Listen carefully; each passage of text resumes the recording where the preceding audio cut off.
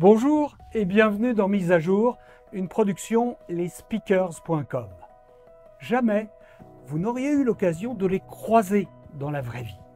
Mise à jour vous offre l'opportunité de découvrir des femmes et des hommes au parcours hors norme. Ce rendez-vous, c'est votre mise à jour avec de la connaissance, de l'humanité et de l'inspiration. Votre inspiration. Vous allez découvrir des conférencières et des conférenciers engagés, experts dans leur domaine et qui ont le goût du partage. Votre mise à jour démarre maintenant avec Bruno Adler. Bruno est conférencier, coach, formateur. Bruno écrit également, dernier ouvrage en titre, Le grand livre de la psychologie positive. Bruno, bonjour. Bonjour. Tu as développé la notion d'optimalisme. Alors on voit bien qu'il y a une contraction, que c'est un peu un jeu de mots. Qu'est-ce que ça regroupe? On entend l'optimiste. On sait que l'optimiste en France, ça souvent le neuneu. Donc moi, j'y ajoute la notion de optimiste réaliste. C'est le fait que on est capable de voir le verre à moitié plein et le verre à moitié vide. Ça, c'est être réaliste. L'optimaliste. Est-ce que tu penses que les entreprises sont très réalistes et manquent un peu d'optimisme? C'est à la fois, il y a de l'utopie avec des objectifs que l'on fixe qui sont inatteignables. Ça ne génère pas vraiment beaucoup d'énergie. Et puis, du coup, la conséquence, c'est des collaborateurs, managers pessimistes qui n'imaginent pas pouvoir atteindre cet inatteignable. Donc, on va être confronté à ça. Et aussi, autre profil, les perfectionnistes, ceux qui voudraient que toutes les conditions soient réunies, enfin, quelque chose d'irréaliste. D'où ce modèle de pouvoir être à la fois optimiste, aller vers des objectifs ambitieux, tout en étant réaliste, donc au bon endroit, de façon à pouvoir atteindre des résultats en tirant le meilleur parti de chacun. Comment tu amènes ce modèle dans les entreprises? Il y a plusieurs approches, mais je vais présenter un modèle la plupart du temps. Et ce modèle, c'est le modèle pêche. Il faut donner la pêche en tant qu'optimaliste. P pour performance. On en parle beaucoup en entreprise. Cette performance, on va aller la chercher, non pas en épuisant les ressources, mais au contraire en s'appuyant sur leurs forces. S'appuyer sur la force des équipes. E pour engagement. Pouvoir challenger, mais au bon niveau, de façon à pouvoir faire en sorte que les équipes ne s'épuisent pas ou ne se désengagent pas. C pour la connexion. Relation de qualité entre les personnes, entraide. H pour l'humeur, pouvoir être de bonne humeur et faire en sorte d'avoir un ratio émotionnel positif qui soit élevé. Et enfin, E pour efficience, on retrouve ce dont on a besoin aussi en entreprise.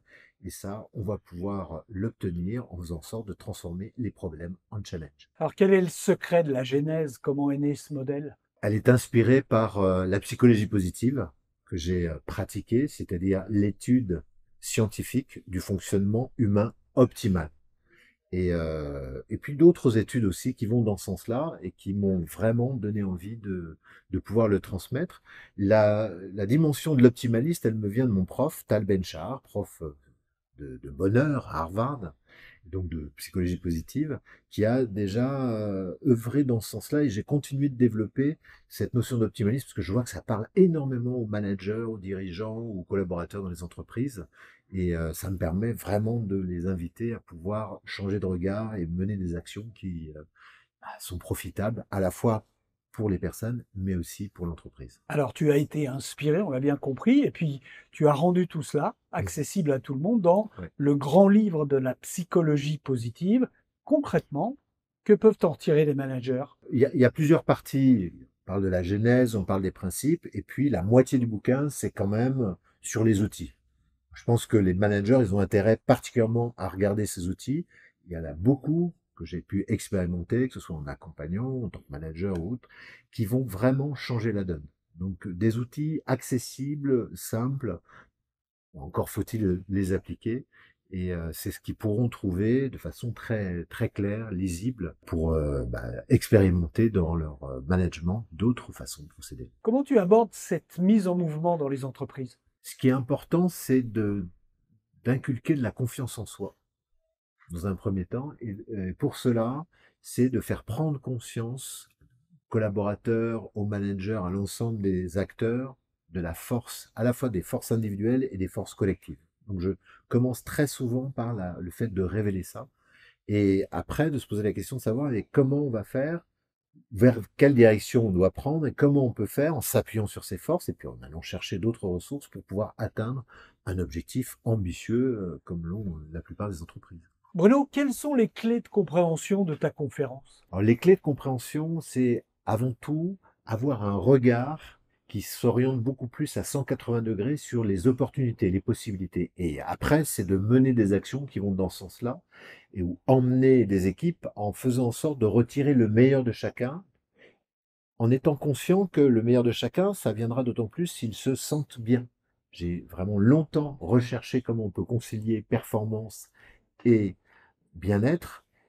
Et en changeant ce terme bien-être, en le transformant être bien, déjà j'ai écarté les salons de massage du Petit Bambou pour être dans un bon ressenti qui me donne la pêche, qui me donne envie de faire et de m'investir, de m'engager pour le collectif.